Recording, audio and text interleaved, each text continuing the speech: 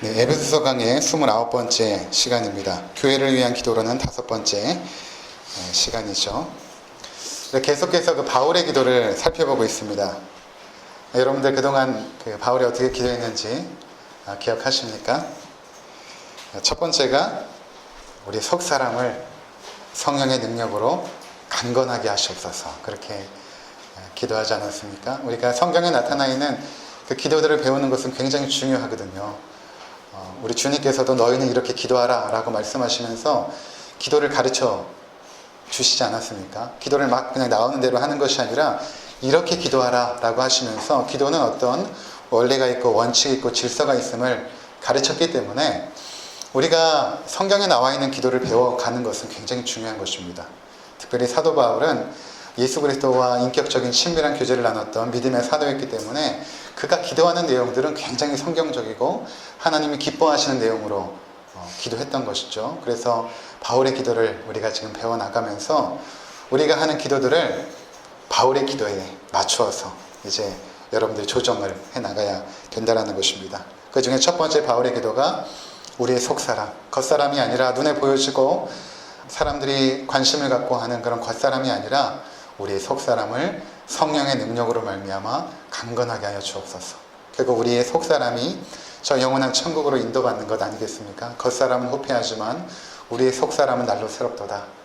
겉으로는 나이 들고 육신은 쇠퇴해지고 기력도 쇠하지만 나이가 들수록 그 영혼이 새로워지고 그 마음의 심력이 강해지는 그런 분들을 우리가 보지 않습니까? 첫 번째 기도해야 될 것은 속사람의 강건함, 그것이 무엇보다 중요하기 때문에 바울이 기도했던 것입니다. 두 번째가 무엇이었죠? 그리스도께서 너희 마음에 계시게 하여 주옵소서, 기도하는 것입니다. 그리스도께서 우리 마음에 계시게 하여 주옵소서. 마음이라는 것은 그 인격의 중심이죠. 그래서 우리 인격 가운데 그리스도께서 오셔서 통치하여 주시옵소서. 내 삶의 주인이 내가 아니라 그리스도께서 내 삶의 주인으로 역사하여 주옵소서. 내 사랑하는 자녀들, 우리 가족들, 우리 성도들의 공동체, 한 사람 한 사람마다 그들이 삶의 주인이 되지 않게 하시고 그리스도께서 저들의 마음에 계셔서 저들의 마음의 주권을 가지고 저들의 삶을 인도하여 주옵소서 라는 그런 기도했던 것이죠. 그리고 세 번째가 무엇이었습니까?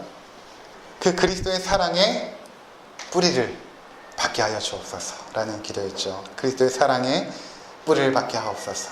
우리의 신앙의 그 기초, 그 근거가 무엇인가? 바로 그리스도의 사랑. 그 사랑의 뿌리를 박을 때에 우리의 신앙이 건강하고 또 성장합니다.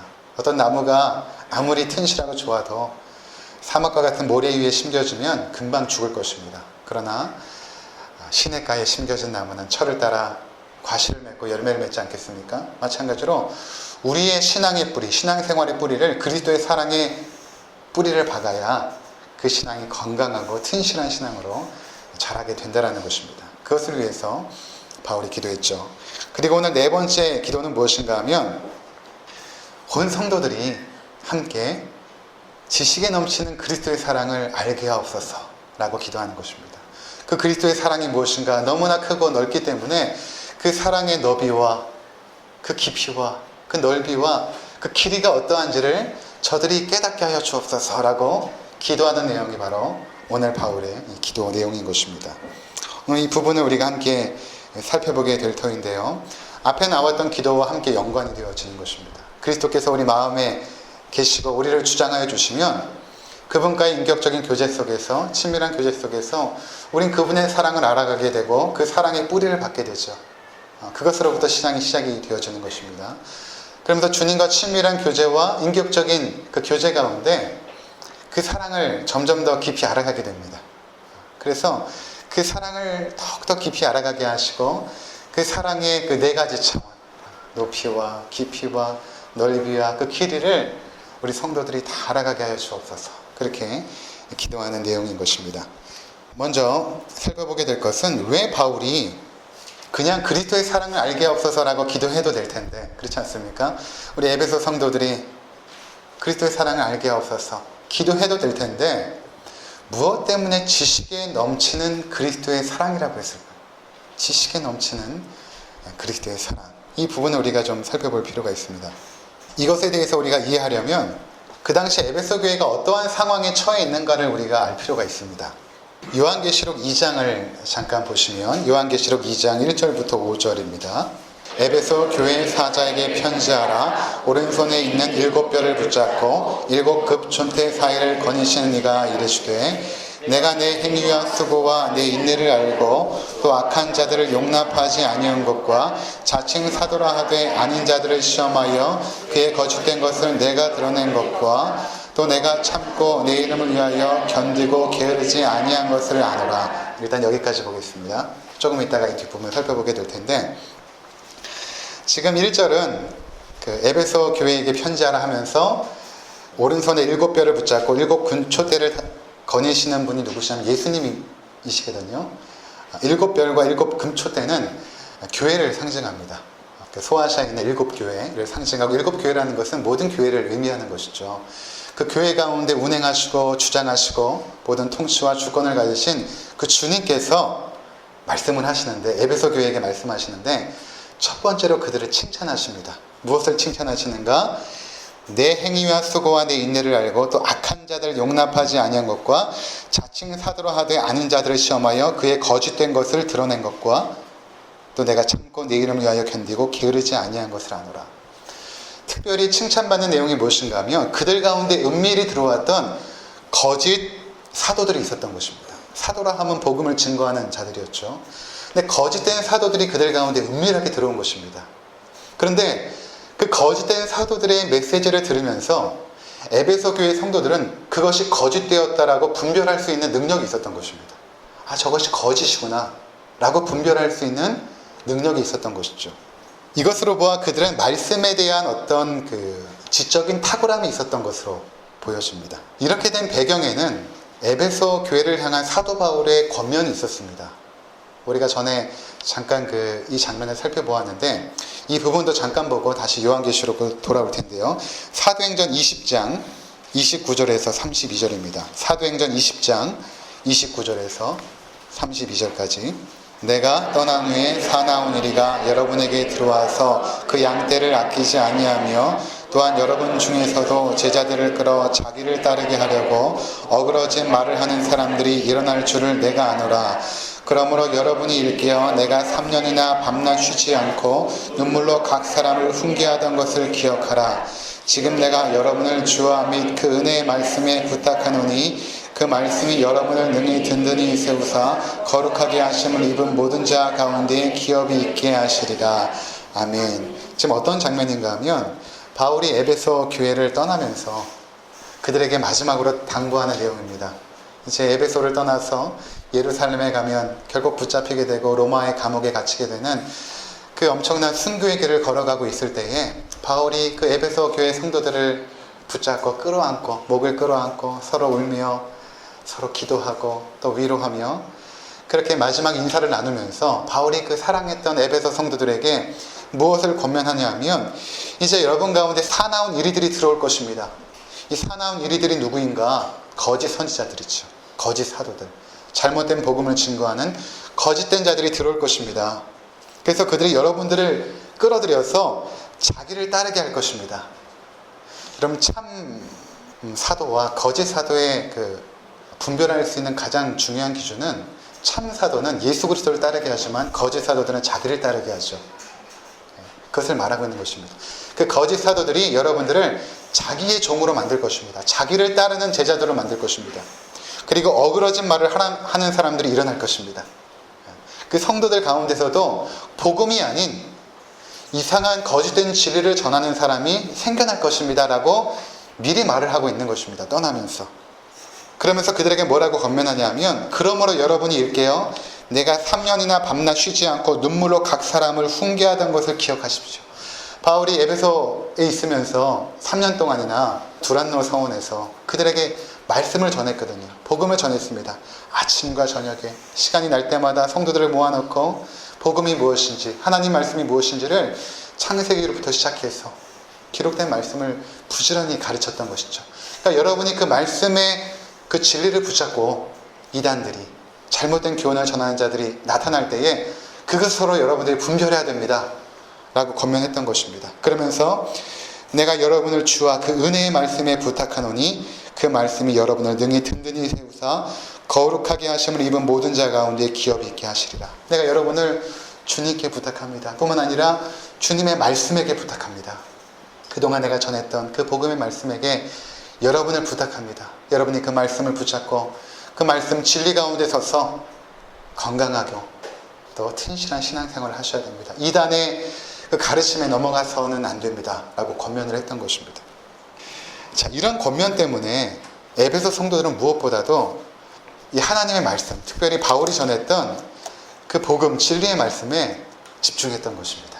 바울이 떠나서도 함께 그 말씀을 나누고 그 말씀으로 서로 권면하고 하면서 그들이 건강한 신앙생활을 유지했던 것입니다. 그리고 특별히 말씀에 대한 어떠한 그 열정도 남달랐던 것입니다.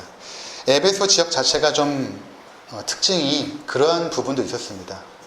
그리스와 마찬가지로 어떤 지적인 탁월함을 추구하는 철학이나 인문학이나 이런 것들을 추구하는 분위기가 에베소 지역 안에 있었기 때문에 거기에 있었던 성도들도 어떤 하나님의 말씀에 대한 어떤 갈급함, 열정, 어떤 지식에 대한 어떤 열정들 이런 것들이 남달랐던 것입니다. 오늘날로 말하면 어떤 교회가 성경 공부나 또 교리 공부, 제자 훈련 이런 것에 굉장히 집중하는 어떤 그런 교회를 생각해 보시면 될 것입니다. 제가 얼마 전에 제가 휴가 때 설교해 주셨던 이경직 교수님 서울에 찾아가서 이제 인사를 드리면서 여러 가지 대화들을 나누는데 그런 말씀을 하세요. 대학교 교수님들은 보통 신학교 교수님들은 주중에는 주로 이제 교회들을 초청받아서 설교를 하게 되는데 몇 개월 동안 압구정동에 있는 한 개척교회에서 설교를 했다고 합니다. 이 압구정동에 있는 개척교회는 어떤 교회냐면 이미 교회를 잘 다니고 있다가 이분들이 모여서 개척을 했는데 미국에서 이제 유학을 하신 분들입니다. 그냥 미국의 어떤 대학교도 아니고 명문대학교, 아이비리그에 속해 있는 코넬 대학교 출신들이거든요. 그러니까 굉장히 명문대학교 엘리트들이죠. 엘리트 중에서도 엘리트들이 이제 모인 것입니다. 그러니까 기존의 교회에서 어떤 지적인 것들이 충족이 안 되니까 이분들이 모여서 교회를 개척하고 이경직 교수님이 굉장히 탁월하시니까 그분을 모셔가지고 이제 설교를 몇 개월 동안 이제 들은 것입니다. 그러니까 아마도 에베소 교회 성도들이 그 정도까지는 아니지만 어떤 지식에 대한 남다른 열정, 하나님 말씀에 대한 남다른 열정들이 있었던 것입니다. 그러니까 이단들이 들어오거나 아니면 잘못된 가르침을 누군가 전하면 금세 분별할 수 있는 능력이 있었던 것입니다. 저거는 잘못된 것이다. 어떤 분별력. 그리고 그 분별력 안에는 분석할 수 있는 지식의 틀이 그들에게 갖춰져 있었던 것이죠. 이것은 굉장히 중요한 것이죠. 어떤 하나님 말씀에 대한 열정들, 지적인 것들을 추구하는 것들, 또 하나님의 교회가 진리 위에 세워지는 것들 굉장히 중요한 것입니다. 말씀으로 교회가 잘 세워져야 되고 또 성도들이 체계적인 교리 공부를 통하여 신앙의 틀을, 지식의 틀을 바르고 가지고 있는 것은 굉장히 중요한 것입니다. 그런데 이런 어떤 진리에 대한 열정도 중요하고 그 지식도 중요하지만 또 한편에서는 사랑이 있어야 됩니다. 사랑이 있어야 됩니다. 근데 문제가 뭐였냐면 에베소 교회 성도들에게 어떤 말씀에 대한 지적인 갈구함과 열정이 있었는데 반면에 이 사랑이 부족했던 것입니다. 그래서 주님께서 그 부분을 책망을 하십니다. 그러니까 머리만 지금 커지면서 가슴이 식어버린, 냉랭해져 버린 신앙인으로 점점 가고 있는 모습을 주님께서 진단을 하십니다. 그러면서 요한계시록 아까 그 부분 다시 한번 펴주시기 바랍니다. 2장 4절과 5절. 그러나 너를 책망할 것이 있나니 너의 처음 사랑을 버렸느니라. 그러므로 어디서 떨어졌는지 생각하고 회개하여 처음 행위를 가지라. 만일 그러지 아니하고 회개하지 아니하면 내가 내게 가서 그 촛대를 그 자리에서 옮기리라. 여러분, 주님께서는 말씀만 너무 추구하는 것을 건강한 신앙이라고 말하지 않습니다. 그것도 물론 중요하지만 동시에 우리의 가슴 속에 사랑이 있어야 되는 것입니다. 사랑이 식어지게 되면 주님께 책망을 받는 것입니다. 너희가 아무리 말씀을 잘 알고 성경을 몇십 번 통독하고 성경 공부를 어느 정도 마치고 제자 훈련을 몇 단계까지 끝냈는지 모르지만 너희 가운데 사랑이 없다면 난 너희를 책망할 것이다. 이렇게 말씀하시는 것입니다. 요한일서 3장 18절에는 이렇게 말씀하십니다. 자녀들아, 우리가 말과 혀로만 사랑하지 말고 행함과 진실함으로 하자. 말과 혀로만 사랑했다는 것은 사랑이 무엇인지 너무나 잘 아는 것이죠. 말로는 사랑이 무엇인지, 하나님 말씀이 무엇인지 청산유수처럼 그리스도인의 삶이 무엇이고 제자도가 무엇이고 전할 수는 있겠으나 그 가슴이 냉랭하고 사랑이 없다면 그것은 주님께 책망을 받는 것입니다.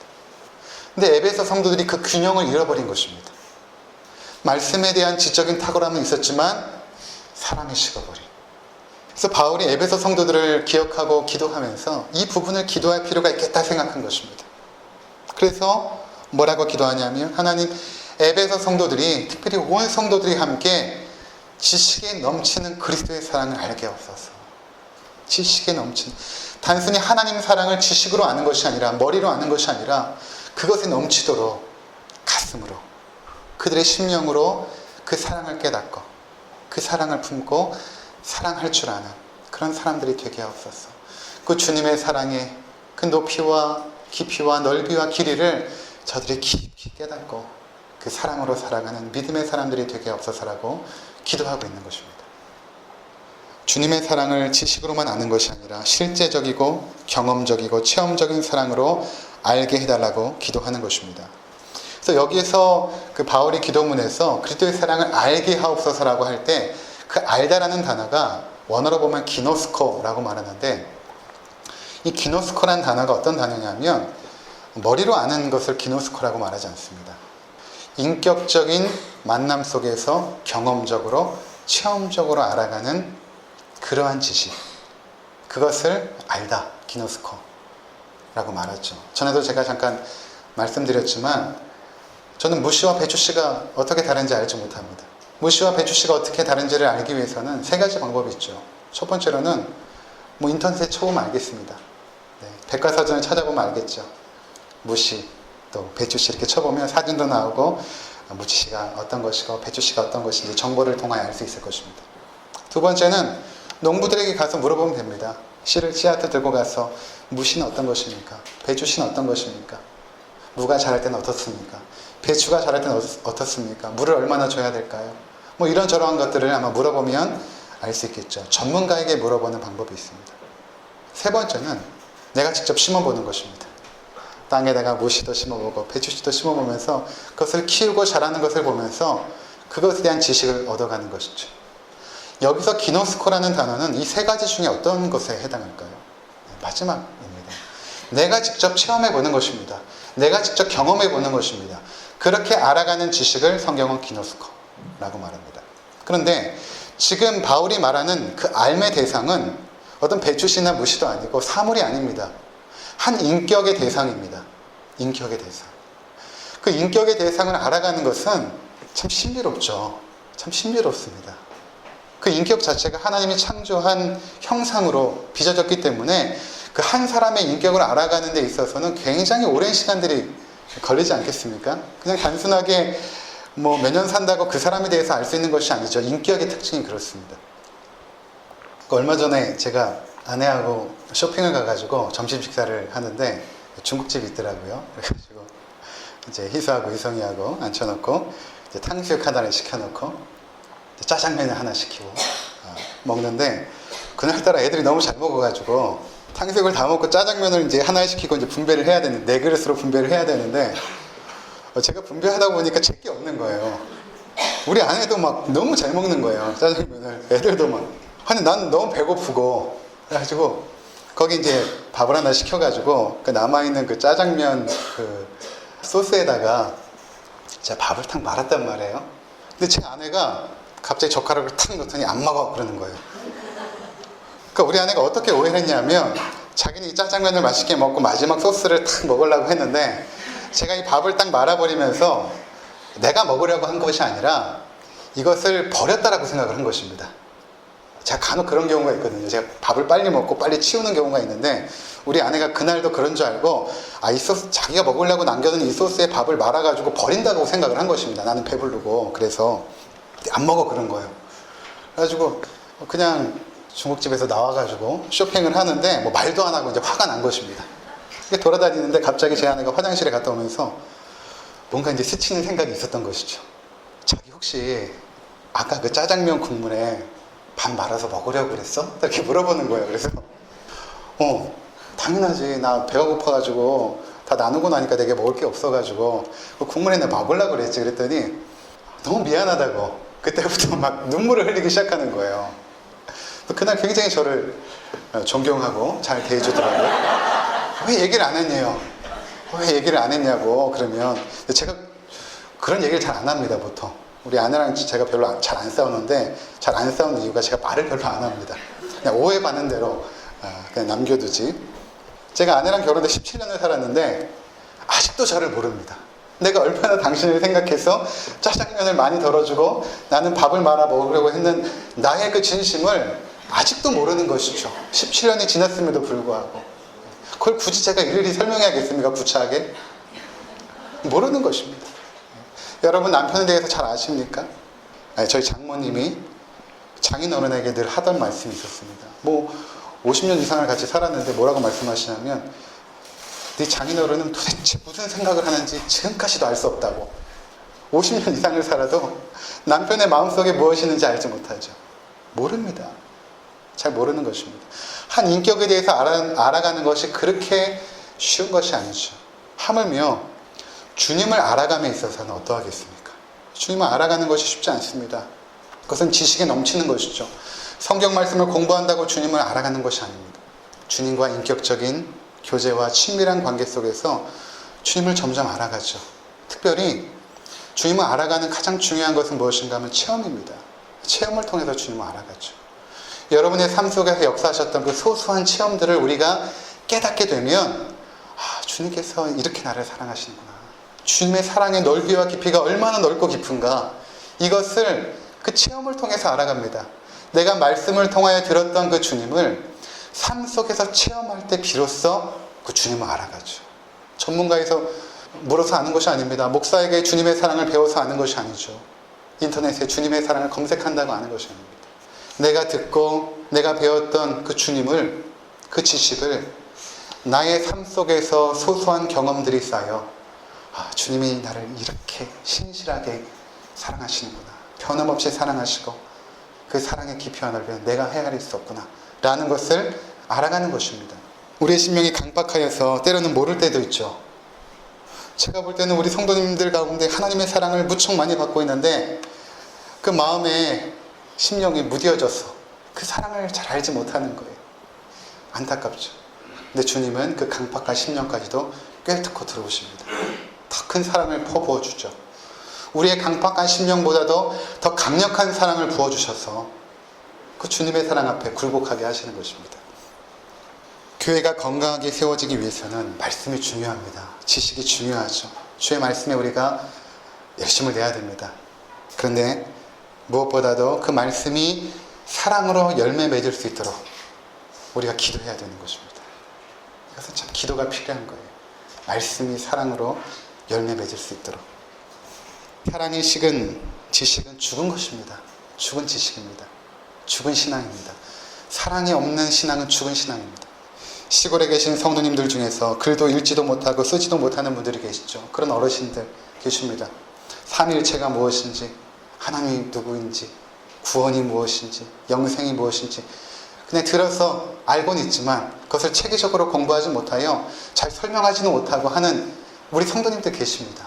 근데 그분들 가운데 뜨거운 열정과 사랑이 있는 분들이 계십니다. 조그만 자식들이 돈을 줘도 그거 잘 모아가지고 주님 앞에 헌금으로 드리는 우리 어르신들, 손님 오면 그냥 지나치지 못하고 따뜻한 밥 한 끼 대접하여서 죽게 하듯 섬기시는 우리 어르신들. 옛날 분들은 참 주의 종들 잘 섬겼거든요. 주님 섬기듯이 잘 섬겼던 우리 어르신들, 권사님들 계시지 않습니까? 여러분들 부모님들 생각해 보시면 잘 압니다. 그렇게 주의 종이라고 섬기고 떠받들었던 그 어르신들의 섬김과 그 헌신과 충성들, 그분들이 뭐 체계적으로 제자 훈련하고 성경 공부하셨겠습니까? 그런데 그 사랑이 있습니다. 목사가 부족해도 허물을 덮어주고 그 연약함을 위하여 기도해주고, 성도들 중에 좀 부족한 부분들이 있어도 비난하거나 비판하지 않고 이해하고 덮어주는 그 어르신들의 그 따뜻한 사랑의 모습들, 그것이 지식을 이기는 것이죠. 아무리 신학교 박사라고 할지라도 그 어르신의 사랑 앞에 무릎을 꿇을 수밖에 없는 것입니다. 그러니까 바울이 기도하는 것이죠. 우리 성도들이, 모든 성도들이 지식에 넘치는 그리스도의 사랑을 알게 하옵소서. 지식으로 머리로 아는 것이 아니라 경험하고 체험하여서 그 사랑을 알게 없어서 기도했던 것입니다. 그래서 저희 교회가 앞으로 나아갈 방향도 마찬가지입니다. 우리는 모든 프로그램들이 그리스도의 사랑을 알아가는 차원에서 진행되어야 될 것입니다. 하나님 말씀을 들을 때도 머리를 채우는 것이 아니라 내가 사랑의 사람으로 순종하는 삶을 살게 없어서, 성경 공부를 해도 지식을 많이 채우는 것이 아니라 그 말씀을 기초로 사랑의 사람들이 되게 없어서, 그렇게 여러분 기도해야 되는 것입니다. 우리가 하는 기도 모임들도 그 기도 모임을 통하여서 우리가 성도를 사랑하고 우리 주변의 이웃을 사랑하는 방향으로 그 기도 모임들이 진행되게 하옵소서 라고 기도해야 되는 것이죠. 고린도전서 13장에 이렇게 말합니다.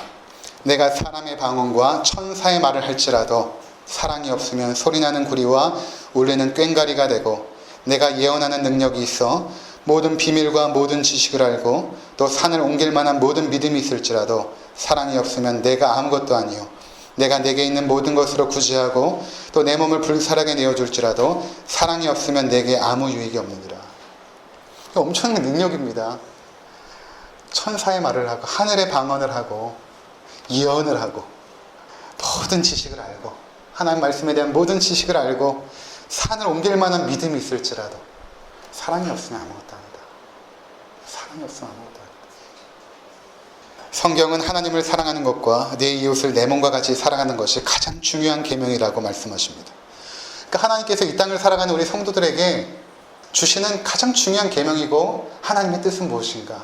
하나님을 사랑하되 마음과 정성과 뜻을 다하여 사랑하고 내 이웃을 내 몸과 같이 사랑하고, 그렇게 하라는 것입니다. 우리가 우리 몸을 얼마나 아끼고 사랑합니까? 그렇지 않습니까? 그렇게 너희도 형제들을 사랑해라. 그렇다면 어떻게 우리가 하나님을 사랑하고 이웃을 사랑할 수 있는가? 그것은 바로 이 기도처럼 주님의 사랑을 알아갈 때, 그것을 경험하고 체험하여 알아갈 때에 우리는 사랑의 사람들이 되어집니다. 사랑이 나한테 올 수가 없거든요. 나한테서 사랑을 끌어올리려고 해도 사랑의 자원이 내게 없습니다. 근데 주님의 사랑을 알아가게 되면 그 사랑이 나에게 부어져서 흘러넘칩니다. 사랑이 흘러넘칩니다. 지식에 넘치는 그리스도의 사랑을 알게 해달라는 것은 지식이 중요하지 않다는 것이 아니라 지식이 먼저 필요하다는 것입니다. 주님의 사랑에 대한 지식이 먼저 필요하죠. 나를 어떻게 사랑하셨는가를 말씀을 통해 알지 않고 어떻게 그 사랑을 알겠습니까? 먼저 주님의 사랑을 성경 말씀을 통해 우리는 알아갑니다. 그런데 그것을 어떻게 체험하는가? 실제로 사랑의 삶을 살아가면서 사랑을 체험합니다. 여러분들이 부모의 사랑을 언제 깨닫게 되냐면 자식을 낳아 키우면서 부모의 사랑을 알죠. 그 전까지는 부모의 사랑이 막연하고 추상적입니다. 엄마가 나를 얼마나 사랑했는 줄 알아? 추상적이고 막연하죠. 그런데 내가 자식을 낳아서 실제로 그 아이를 위하여 희생하고 헌신하면서 부모가 이렇게 나를 위하여 희생하고 헌신하였고 나를 알아가죠. 마찬가지로 주님의 사랑을 어떻게 알아가는가? 이웃을 사랑하면서 알아가는 것입니다. 근데 이웃을 사랑하면서 어떻게 알아가냐면 이웃을 사랑하려고 하는데 사랑이 안 되는 것입니다. 나의 사랑은 너무나 이기적이고 한계가 있다는 것을 깨달아지는 것입니다. 내 자식도 사랑스러울 땐 사랑하지만 나쁜 짓하고 미운 짓하고 계속해서 부모 말을 거스르면 사랑스럽지가 않은 것이죠. 그때 내 속에서 깨닫게 되는 마음이 무엇인가 하면 내가 이렇게 사랑이 없고 이렇게 이기적인가? 내가 자식을 위하여 희생하고 헌신하는 것이 이렇게 힘들고 부족한가? 그런데 이런 나를 위하여 주님은 어떠한 희생을 베풀었는가를 알아가는 것입니다. 사랑을 하면서 사랑하지 못하는 내 자신을 깨닫게 되고 그런 나를 사랑해 주시는 주님의 사랑을 깨달아 알아가는 것입니다. 주님께서 70번씩 7번이라도 용서하라고 했는데 그 주님의 용서함의 사랑을 어떻게 알아가는가? 주님은 원수까지도 사랑하고 그들을 위하여 기도하라고 말씀하시죠. 근데 여러분, 막연한 원수는 사랑할 수 있습니다. 막연한 원수. 저에게 김일성은 막연하거든요. 막연합니다. 근데 그 김일성을 사랑하라고 하면 막연하게 사랑할 수 있을 것 같아요. 근데 실제적으로 우리 아들을 누군가 와서 심하게 때려서 얼굴에 상처를 입혔다고 하면 저는 못 참을 것입니다. 달려가가지고 똑같이 상처를 입혀야지 제 마음이 후련해질 것 같아요. 그렇게 나를 핍박하고 실제적으로 구체적으로 나에게 피해를 입힌 사람들을 용서하면서 주의 말씀을 듣고 용서하면서 용서하지 못하는 내 자신을 바라보며 주님의 용서함의 사랑이 얼마나 큰지를 깨닫게 되는 것입니다.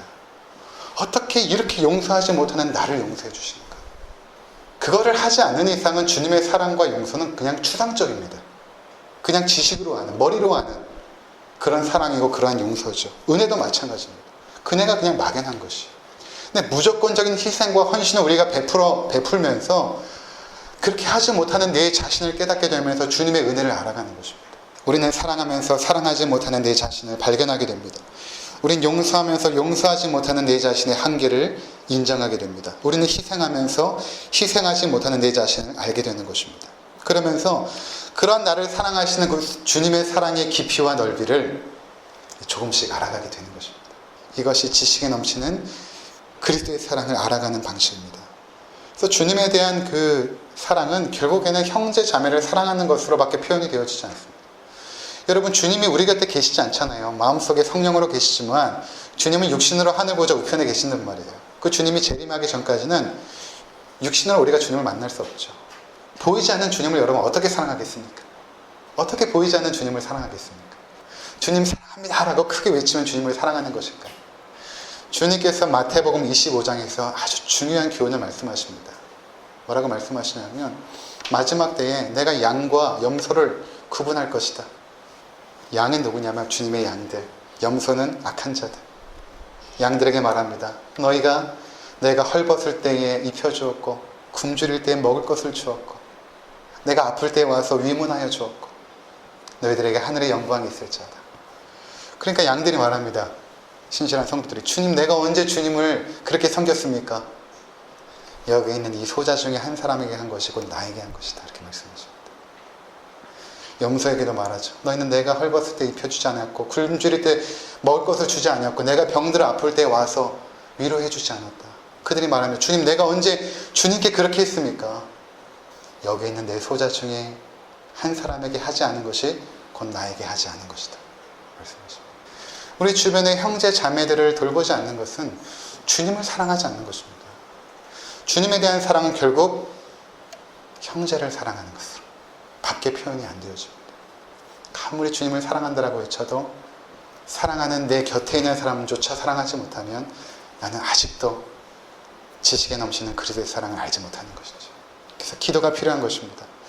오늘부터 여러분 이 기도를 우리가 드려야 되는 것입니다. 주님, 우리 모든 성도, 특별히 나부터 지식에 넘치는 그 그리스도의 사랑을 내게 알게 하여 주옵소서. 내가 사랑을 실천하고 사랑을 순종하면서 내 주변에 있는 가족부터 시작하여 교회 공동체와 내 이웃을 사랑함으로부터 시작하여 그 주님의 사랑을 더욱더 깊이, 그 사랑의 높이와 깊이와 길이와 넓이를 내가 더욱더 깊게 깨닫게 하옵소서. 기도하시는 우리 성도님들 되시기를 주의 이름으로 부탁을 드리겠습니다. 기도하시겠습니다.